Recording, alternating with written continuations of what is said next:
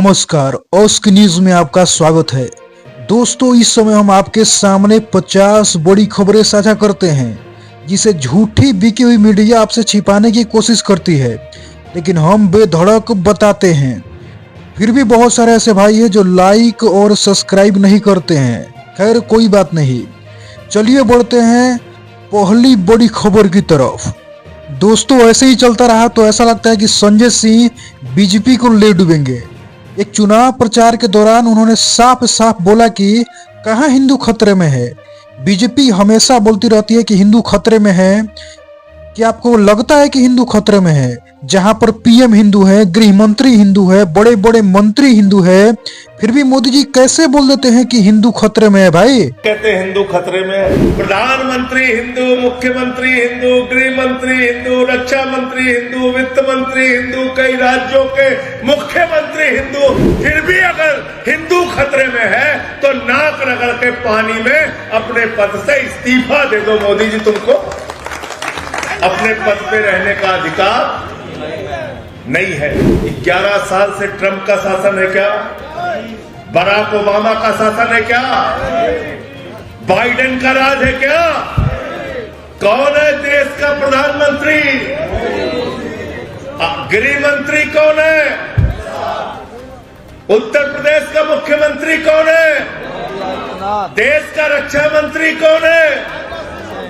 सबके सब हिंदू है और कहते हिंदू खतरे में है।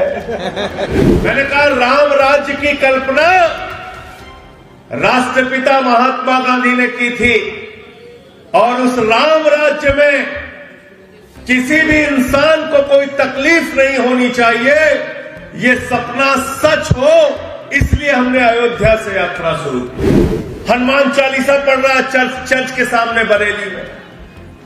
हनुमान चालीसा पढ़ा जा रहा है चर्च के सामने। क्या हनुमान जी ने आपको यह करने के लिए कहा है? मैं आरएसएस के, बीजेपी के लोगों से कहना चाहता हूं, अपनी गुंडागर्दी बंद कीजिए। गुंडागर्दी से देश नहीं चलेगा। देश चलेगा संविधान से, किसी मोदी और योगी के फरमान से देश नहीं चलेगा। भारतीय जनता पार्टी के लोगों के लिए लाइन पढ़ना चाहता हूं। पिछले दिनों आरएसएस प्रमुख ने कहा कि हमको भाजपा के चश्मे से मत देखिए।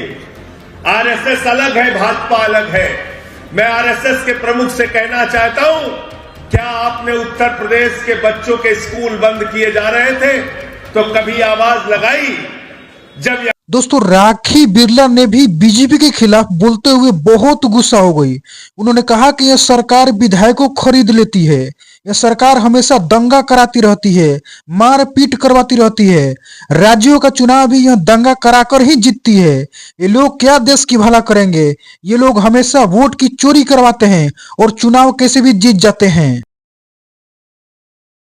जिस पार्टी की सरकार आज देश के केंद्र में है और देश के 22 राज्यों में है, उस पार्टी का जन्म ही दंगों से, लोगों को डरा धमका कर वोट लेने से ही हुआ है। जब कोई पार्टी दंगों के दम पर वोटों की चोरी कर कर, वोटों की खरीद फरोख्त कर कर, सरकारों को रातों रात तोड़कर, विधायकों को डरा धमका कर अस्तित्व में आती है, तो उनका गृह मंत्री तड़ी पार होगा, ये बिल्कुल साफ है और नामजद है। क्योंकि इनके पास कोई विजन नहीं है अध्यक्ष जी, इनके पास कोई विचार नहीं है अध्यक्ष जी, इनके पास कोई ऐसे नेता नहीं है जो देश के हजारों लाखों करोड़ बेटे बेटियों को रोजगार दे सके। हाँ, इनके पास जुमले जरूर है। पिछली बार कहा था कि हर किसी को 15 लाख रुपए देंगे, इस बार कहा कि हर किसी को 2 करोड़ नौकरी देंगे और फिर कहते अगर मैं ना कर पाऊं तो झोला उठाकर चला जाऊंगा। दोस्तों, अगली खबर निकल के आ रही है। योगी आदित्यनाथ ने कहा कि हम कानून के दायरे में रहकर कार्य करते हैं, कानून को अपना भगवान मानते हैं।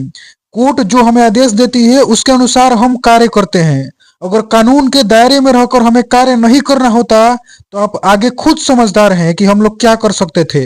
आप तो कानून के दायरे में रहकर कानून के दायरे में रह के सब काम कर रहे हैं। अगर कानून के दायरे में रह रहे हैं तो फिर आप मथुरा की बात क्यों उठा रहे हैं? मथुरा की बात क्यों नहीं उठानी? मथुरा श्री कृष्ण की जन्मभूमि नहीं है क्या? पर वो तो अब कोर्ट में है ना, कोर्ट का ही आदेश पालन कर रहे हैं ना, तो अब तक तो वहां बहुत कुछ हो गया होता। दोस्तों, अगली खबर है, शाहरुख खान देवकी नंदन ठाकुर पर गुस्से से लाल हो गए।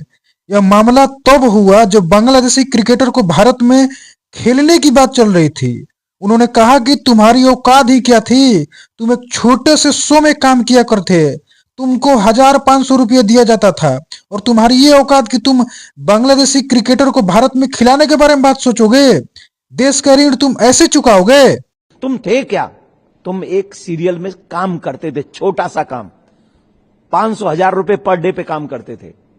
आज उस देश ने तुम्हें इतना प्यार दिया, और तुमने कोई सिर्फ एक तुम्हारे समुदाय ने नहीं दिया, हिंदू समाज ने भी बहुत ढेर सारा प्यार दिया। उसका फलस्वरूप क्या है? इस देश का ऋण कैसे चुकाओगे? ऐसे चुकाओगे? बांग्लादेशी क्रिकेटर को लाकर हमारी छाती पे खिलाकर, ये है तुम्हारा प्यार इस देश के लिए? दोस्तों, आपको बता दें कि शंकराचार्य का एक बयान भी तेजी से वायरल हो रहा है। उन्होंने पीएम मोदी पर सीधे निशाना साधा। उन्होंने कहा कि 150 मंदिर टूट गए हैं और हमारी भावनाएं आहत हो रही है, और इससे मोदी जी को कुछ फर्क नहीं पड़ रहा है। वो बोल रहे हैं कि हम कॉरिडोर बना रहे हैं, आप ये क्यों नहीं बोल रहे हैं कि मंदिर भी तोड़े जा रहे हैं? आप बोलिए कि मंदिर भी तोड़े जा रहे हैं, तब ना हम मानेंगे। अरे भाई 150 मंदिर टूट गया, कॉरिडोर बन गया, कॉरिडोर बन गया, कॉरिडोर बन गया, ये 5 बार आप बोल चुके हमसे। लेकिन 150 मंदिर, वो मंदिर जिनका पुराणों में वर्णन था, वो मंदिर जो 2000 साल पुराने थे, वो मंदिर जो 500 साल पुराने थे, वो मंदिर जो 800 साल पुराने थे, वो सारे के सारे तोड़ करके फेंक दिए गए। उसके बारे में कुमार अभिषेक के मुंह से एक शब्द नहीं निकलता है। वो कहता है कि कॉरिडोर बन गया, मंदिर टूट गए, उसको क्यों नहीं बोल? घटना दोनों घटी है, 150 मंदिर तोड़े गए हैं और कॉरिडोर बना है। आप केवल एक चीज बोलते हो, कॉरिडोर बन गया, कॉरिडोर बन गया। 150 मंदिर तोड़ गए, नेस्त नाबूद हो गए, उसको क्यों नहीं बोलते हो? हमको ये बताओ। जो पक्ष हमको चोट पहुंचा रहा है, उस पक्ष के बारे में आप अनदेखी। आपको बता दें कि असम में चुनाव होने वाला है। प्रियंका गांधी को लेकर बड़ी खबर आ रही है। प्रियंका गांधी वाड्रा को आगामी असम विधानसभा चुनाव के लिए कांग्रेस की स्क्रीनिंग समिति का अध्यक्ष नियुक्त किया गया है। एआईसीसी महासचिव केसी वेणुगोपाल ने असम, बंगाल, केरल, तमिलनाडु और पुदुचेरी के लिए समितियों की घोषणा की। भाजपा ने इस नियुक्ति को कांग्रेस के आंतरिक कलह बताया। हालांकि कांग्रेस ने इस आरोप को खारिज करते हुए प्रियंका के महत्वपूर्ण संगठनात्मक अनुभव पर जोर दिया। यह नियुक्ति असम में कांग्रेस की चुनावी रणनीति का अहम हिस्सा माना जा सकता है। अगली खबर वेनेजुएला में जो क्राइसिस हो रहा है उसको लेकर आ रही है। वेनेजुएला के तेल क्षेत्र पर अमेरिकी नियंत्रण से भारत को सीधा लाभ मिल सकता है। इससे भारत के लगभग $1 अरब के लंबित बकाये का भुगतान भी हो सकता है, कहा जा रहा है ऐसा। और भारतीय कंपनियों द्वारा संचालित तेल क्षेत्रों में उत्पादन बढ़ सकता है। 2020 में अमेरिकी प्रतिबंधों के कारण भारत का वेनेजुएला से तेल आयात बाधित हुआ था।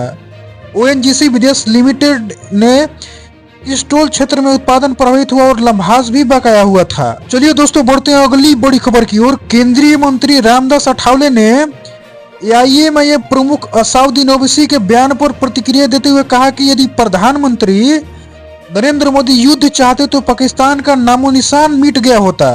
उन्होंने पहलगाम घटना के बाद ऑपरेशन सिंदूर का जिक्र किया, जिसमें 100 से अधिक आतंकी मारे गए थे। ओवैसी ने 26/11 के मास्टरमाइंड को पाकिस्तान से लाने की बात कही थी। अगली खबर है, आपको बता दें कि भारत में 2026 में 5 राज्यों में चुनाव होने वाला है। साल 2026 भारत के लिए राजनीतिक रूप से बहुत महत्वपूर्ण है, जहां पश्चिम बंगाल, असम, तमिलनाडु, केरल और पुदुचेरी सहित 5 राज्यों में विधानसभा चुनाव होंगे। भाजपा इन राज्यों में अपनी स्थिति मजबूत करना चाहती है, खासकर उन 3 जगह जहां उसे कभी जीत हासिल नहीं की। वैश्विक स्तर पर भी बांग्लादेश, नेपाल और इजराइल समेत 36 से अधिक देशों में आम चुनाव होने हैं, जो अंतर्राष्ट्रीय राजनीति को भी प्रभावित करेंगे। देखते हैं आगे क्या होता है। तो दोस्तों, ये थी आज की सबसे महत्वपूर्ण खबरें जिसको आपने जान लिया है। चलिए मिलते हैं कुछ बड़ी खबरों के साथ अगले वीडियो में। तब तक के लिए धन्यवाद। जय हिंद।